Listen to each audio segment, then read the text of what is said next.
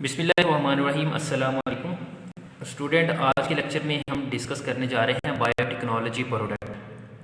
बच्चे, ऐसी प्रोडक्ट जो हम बायोटेक्नोलॉजी की मदद से हासिल करते हैं। और बायोटेक्नोलॉजी का मतलब क्या है कि हम जानदारों को यूज़ करते हुए कि डिफरेंट किस्म की जो प्रोडक्ट बनाते हैं उसे कहते हैं बायोटेक्नोलॉजी प्रोडक्ट। बच्चे, बायोटेक्नोलॉजी की मदद से हमने बहुत सी प्रोडक्ट हैं वो बनाई हैं। अगर मैं बात करूँ इंडस्ट्री लेवल पे तो उसके अंदर हमने बहुत सी प्रोडक्ट बनाई है। अगर मैं मेडिसिनल पॉइंट ऑफ व्यू से बात करूं तो उसके अंदर भी बहुत सी हमने प्रोडक्ट है वो बनाई है। इसके अलावा इन्वायरमेंट को क्योर करने के लिए या इन्वायरमेंट को क्लीन करने के लिए भी हमने डिफरेंट किस्म की प्रोडक्ट है वो बनाई है। तो यहाँ हम चंद एक प्रोडक्ट के बारे में डिस्कस करेंगे। तो सबसे पहले हम बात करेंगे ट्रांसजेनिक बैक्टीरिया के बारे में। बच्चे, वर्ड ट्रांसजेनिक, इसको दो में अगर आप ब्रेक कर सकें, एक वर्ड होता है ट्रांस।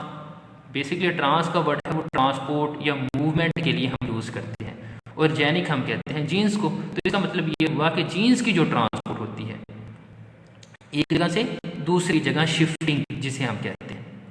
तो ऐसा बैक्टीरिया जिसके अंदर दो मुख्तलिफ इंडिविजुअल का जेनेटिक मटेरियल होगा, ऐसे बैक्टीरिया को हम कहेंगे ट्रांसजेनिक बैक्टीरिया। या फिर ऐसा भी लिख सकते हैं the bacteria having foreign DNA, यानी कि बैरोनी डीएनए होगा तो उसको हम नाम देंगे ट्रांसजेनिक बैक्टीरिया का।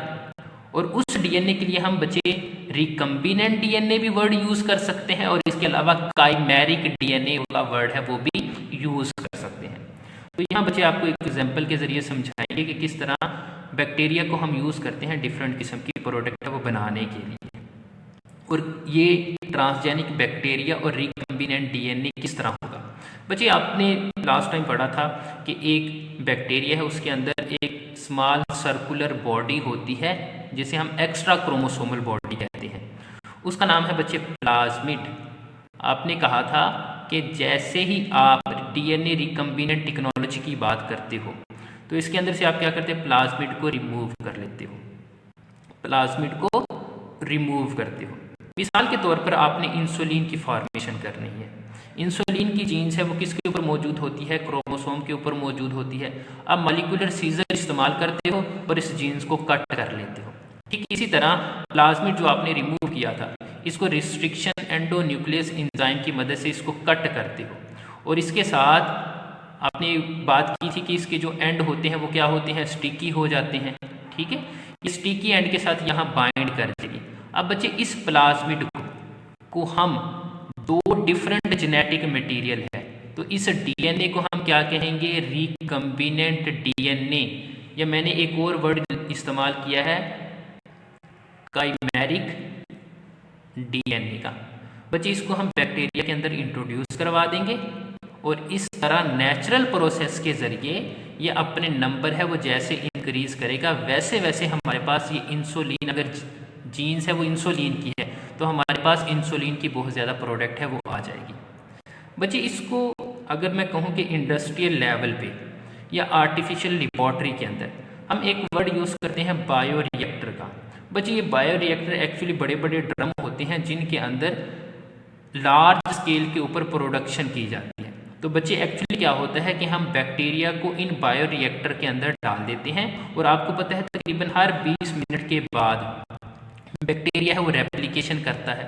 तो बच्चे, जब रेप्लिकेशन करेगा तो बायोरिएक्टर बहुत ज़्यादा बड़े बड़े ड्रम होते हैं तो इनके अंदर जो प्रोडक्शन होगी वो बड़े लार्ज स्केल पे होगी। तो जितनी ज़्यादा उसकी रेप्लिकेशन होगी, बड़े पैमाने पे उसकी नंबर इंक्रीज करेंगे बच्चे, उसी रेट के साथ हमारे पास जो इंसुलिन की प्रोडक्शन है वो उतनी ही ज़्यादा होगी। तो इस तरह हम लार्ज स्केल पे इंसुलिन की प्रोडक्शन है वो कर सकते हैं। तो ये बायोरिएक्टर ऐसे ऑपरेटर्स होते हैं जिनके अंदर बैक्टीरिया को आर्टिफिशियली ग्रो करवाया जाता है। ठीक है, तो लार्ज स्केल पे इसकी प्रोडक्शन की जाती है। आगे बच्चे, मैं बायोटेक्नोलॉजी प्रोडक्ट के हवाले से मैं बात करूंगा। तो इसके लिए मैंने एक, अगर मैं कहूँ कि कोड वर्ड है तो वो बना लिया था, हिट वर्सेस F8, ताकि आपको बायोटेक्नोलॉजी, ये बच्चे एक इंपॉर्टेंट शॉर्ट क्वेश्चन भी पूछा जाता है कि which product are made by biotechnology या फिर ट्रांसजेनिक बैक्टीरिया। तो बच्चे, ये आपने इस कोड को याद रखना है तो आप आसानी के साथ बायोटेक्नोलॉजी प्रोडक्ट के बारे में बता सकते हैं। बच्चे, H फॉर हार्मोन, कौन सा हार्मोन है, ग्रोथ हार्मोन, कि हम रिकम्बिनेंट डीएनए को इस्तेमाल करते हुए ग्रोथ हार्मोन की प्रोडक्शन कर सकते हैं। I for insulin. इंसुलिन क्या है? ब्लड शुगर लेवल को कंट्रोल करती है, ये भी हमारे पास हार्मोन प्रोटीन है। बच्चे टी, टिश्यू प्लाज्मोजिन एक्टिवेटर, ये बेसिकली ब्लड क्लॉटिंग प्रोटीन के अगेंस्ट यूज होती है, या उस जिनके अंदर ब्लड क्लॉटिंग प्रोटीन ही बनती तो उसके तौर पर इसको इस्तेमाल किया जाता है, टिश्यू प्लाज्मोजिन एक्टिवेटर। इसके अलावा बच्चे वैक्सीन है। क्या है? वैक्सीन। तो वैक्सीन क्या है कि वायरल इन्फेक्शन के अगेंस्ट यूज की जाती है। इसके अलावा वैक्सीन के अलावा एक वर्ड और होता है इंटरफिरोन। इंटरफिरोन बच्चे वैक्सीन है वो डिजीज से पहले इस्तेमाल की जाती है, और इंटरफिरोन क्या है कि डिजीज जब हो जाती है उस वक्त ये इस्तेमाल की जाती है। तो ये दोनों में आपको डिफरेंस पता होना चाहिए कि वैक्सीन क्या होती है और इंटरफिरोन क्या होती है। इसके अलावा हीमोफीलिया फैक्टर 8, ये हमारे पास एक प्रोटीन फैक्टर होता है जिसको हम रिकम्बिनेंट डीएनए को इस्तेमाल करते हुए बनाते हैं। इसके अलावा बच्चे जो हमारे पास रिकम्बिनेंट डीएनए है, इन्होंने प्रमोट किया है प्लांट ग्रोथ को, कि प्लांट की जो ग्रोथ है वो इनकी वजह से बहुत ज़्यादा इंक्रीज हुई है। तो इसको समझने के लिए आपको मैं एक एग्जांपल, मिसाल के तौर पर ये हमारे पास ज़मीन है, तो आपको पता है कि ज़मीन के सेंटर से, जिसे हम खत्ते इस्तवा कहते हैं, इक्वेटर कहते हैं, वहाँ से सूरज गुजरता है। अब बच्चे इसके जो दूर वाले इलाके होते हैं, ये जैसे हम नॉर्थ रीजन की बात करें या साउथ रीजन की बात करें, तो यहाँ पर टेम्परेचर क्या होता है? बहुत कम होता है। टेम्परेचर क्या होता है? बहुत कम होता है। तो जाहिर सी बात है जब टेम्परेचर बहुत ज़्यादा कम होगा तो वहाँ प्लांट की ग्रोथ है वो मोस्ट इफेक्टिवली नहीं होगी, क्योंकि प्लांट की ग्रोथ को एक नॉर्मल टेम्परेचर है वो रिक्वायर्ड होगा। तो हमने ये देखना है कि बैक्टीरिया ने किस तरह प्लांट की ग्रोथ को इंक्रीज़ किया है। एक्चुअली बच्चे हुआ क्या था कि जितने भी ये गर्म इलाके होते हैं वहाँ से प्लांट को कैरी किया था और जाके जो हमारे सर्द इलाके हैं वहाँ उनको ग्रो करवाने की कोशिश की। तो हुआ क्या था कि वहाँ प्लांट की ग्रोथ इफेक्टिव साबित नहीं हुई। होता क्या है, क्योंकि आपको पता है कि ये एक प्लांट है, प्लांट के अंदर ये, अगर मैं इसके लीफ की बात करूँ तो इसके अंदर होता है सेल, और सेल में क्या होता है कि 70% वाटर होता है, या मैं वैक्यूल की बात करूँ तो वैक्यूल के अंदर क्या होता है? पानी होता है। बच्चे अगर टेम्परेचर बहुत ज़्यादा कम है तो लाजमी सी बात है ये जो वाटर होगा वैक्यूल के अंदर ये क्या कर जाएगा? फ्रीज कर जाएगा। ठीक है, तो हमने क्या किया कि हमने बैक्टीरिया को यूज़ किया। तो ऐसे बैक्टीरिया जो क्रिस्टल फॉर्मेशन करते हैं उस प्रोसेस को कहते हैं फ्रोस्ट का, उसको क्या कहते हैं? फ्रोस्ट। हमने बैक्टीरिया को इस्तेमाल किया और जो फ्रोस्ट पॉजिटिव यानी क्रिस्टल फॉर्मेशन करते थे उसको फ्रोस्ट नेगेटिव कर दिया, जिसकी वजह से बची ये क्रिस्टल फॉर्मेशन नहीं हुई। तो हुआ क्या कि जो हमारे पास सर्द इलाके थे वहाँ भी हम इन प्लांट को आसानी के साथ ग्रो करवा सकते हैं। तो बेसिकली हमने बैक्टीरिया को किस लिए इस्तेमाल किया है? इन आइस क्रिस्टल को ब्रेक करने के लिए, तोड़ने के लिए। इसके अलावा बच्चे हमने टॉक्सिन प्रोड्यूस करने के लिए, अगर मैं प्लांट की बात करूं तो उसके अंदर टॉक्सिन प्रोड्यूस करने के लिए भी हमने बैक्टीरिया को इस्तेमाल किया है। होता क्या है कि मिसाल के तौर पर ये एक पौधा है, पौधे की जड़ों में बच्चे बैक्टीरिया होते हैं जो टॉक्सिन प्रोड्यूस करते हैं। इन टॉक्सिन का काम ये होता है कि जो इंसेक्ट प्लांट के ऊपर अटैक करते हैं वो जब इस टॉक्सिन को ईट करते हैं, ये प्लांट की किसी भी पार्ट को ईट करते हैं तो उनकी डेथ हो जाती है। अब इससे होगा क्या कि जो पौधा है वो महफूज रहता है। हमने क्या किया कि इनकी टॉक्सिन प्रोडक्शन की जो अमाउंट है बैक्टीरिया की वो इंक्रीज करवाई। वो किस तरह? इसके जीन्स को मॉडिफाइड कर दिया। तो बच्चे जब बहुत ज़्यादा इसने टॉक्सिन प्रोड्यूस किया तो हुआ क्या कि हमको एक तो इंसेक्टिसाइड स्प्रे ना करना पड़ा, और दूसरा क्या हुआ कि इसके अंदर इंसेक्ट के अगेंस्ट जो रेजिस्टेंस थी वो बहुत ज़्यादा हो गई थी।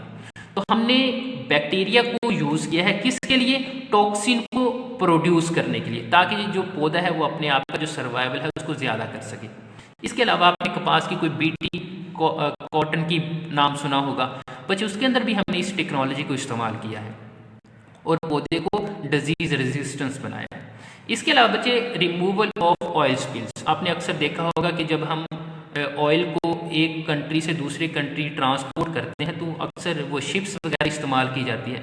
पांच दफ़ा क्या होता है कि वो शिप को हमें खाली करना पड़ जाता है, या कोई एक्सीडेंटल या कोई इमरजेंसी की कंडीशन हो जाती है, तो उसका जो ऑयल होता है वो हम समंदर में गिरा देते हैं, जिसकी वजह से क्या होता है कि बच्चे वाटर के ऊपर ऑयल की एक तह जम जाती है, क्योंकि आपको पता है कि जो ऑयल होता है वो वाटर के अंदर डिजॉल्व नहीं होता। बच्चे अब लाजमी सी बात है, जब ऑयल की तह जम जाएगी तो यहाँ से ऑक्सीजन पास नहीं कर पाएगी, ऑक्सीजन पास नहीं कर पाती, जिसकी वजह से इसके नीचे जितने भी जानदार हैं उनकी जो ज़िंदगी होती है वो दाव पे लग जाती है, उनकी ज़िंदगी है वो दाव पे लग जाती है। तो फिर हम क्या करते हैं कि यहाँ बैक्टीरिया को ऐड करते हैं। ये बैक्टीरिया एक्चुअली करते क्या है कि इन ऑयल पार्टिकल्स को डिग्रेड करते हैं, उनको ब्रेक करते हैं। तो जब ये ऑयल पार्टिकल डिग्रेड हो जाते हैं, ब्रेक हो जाते हैं, तो होगा क्या कि ये ऑक्सीजन है वो आसानी के साथ वाटर के अंदर डिजोल्व होगी और जानदार है वो जिंदा रहेंगे। तो क्या बैक्टीरिया कहाँ जाते हैं? क्या बैक्टीरिया नहीं तय बनाते? बच्चे इसका जवाब ये होता है कि बाकी जो मैरीन एनिमल्स होते हैं वो क्या करते हैं, इन बैक्टीरिया को ईट कर लेते हैं, अपनी एनर्जी के तौर पर इस्तेमाल करते हैं। तो इस तरह इनके ऊपर कोई तय नहीं बनती। इसके अलावा बैक्टीरिया को बायोफिल्टर के तौर पर इस्तेमाल किया जाता है। मिसाल के तौर पर जब कोयला जलता है तो होगा क्या कि SO2 रिलीज होगा। अब होता ये SO2 सल्फर डाइऑक्साइड है, ये एटमॉस्फेयर में जाएगा। आपको पता है कि एटमॉस्फेयर के अंदर वाटर पार्टिकल्स होते हैं, तो जब SO2 बाइंड करेगा वाटर के साथ तो ये बच्चे क्या बना देगा, H2SO4, और ये बाद में एसिड रेन का बायस बनता है। ठीक है, तो बैक्टीरिया को हम यूज़ करते हैं ताकि कोयल है वो SO2 फ्री हो जाए, कि उसमें से जो SO2 है उसकी ब्रेक डाउन हो जाए, उसको डिग्रेड किया जाए, ताकि बाद में ये H2SO4 ना बना सके। इसके अलावा हम इंजाइम प्रोडक्शन के लिए भी बैक्टीरिया को इस्तेमाल करते हैं। अपने अभी बात की थी कि हम ग्रोथ हार्मोन पैदा करते हैं, तो बच्चे मुख्तलिफ़ किस्म के जो इंजाइम्स होते हैं जो कि बायोलॉजिकल कैटलिस्ट के तौर पर इस्तेमाल होते हैं, इनकी प्रोडक्शन भी हम क्या करते हैं, बैक्टीरिया की मदद से करते हैं। और लास्ट पे हमारे पास है फिनाइल एलानीन। बच्चे फिनाइल एलानीन से बेसिकली हम एस्पर्टीन बनाते हैं, और ये बेसिकली एक डाईपेप्टाइड होता है। आपने अक्सर देखा होगा कि हम शुगर के पेशेंट होते हैं, उनको कोई टैबलेट वगैरह देते हैं, ठीक है, कुछ मेडिसिन्स देते हैं। बच्चे एक्चुअली वो जो टैबलेट्स देते हैं जो हम अक्सर वो किसी चीज़ या फूड के अंदर ऐड कर देते हैं, जैसे चाय के अंदर ऐड कर देते हैं, ठीक है, वो शुगर फ्री होती है, वो बेसिकली हम बैक्टीरिया से बना रहे होते हैं। ठीक है, इसके अलावा इस एक्सट्रैक्शन ऑफ मिनरल्स वगैरह के लिए भी हम बैक्टीरिया वगैरह को यूज़ करते हैं। तो बच्चे आज के लेक्चर में हमने बायोटेक्नोलॉजी प्रोडक्ट के अंदर ट्रांसजेनिक बैक्टीरिया के बारे में डिस्कस किया। इंशाल्लाह नेक्स्ट लेक्चर के अंदर हम नेक्स्ट टॉपिक को डिस्कस करेंगे। तब तक के लिए अल्लाह हाफिज़।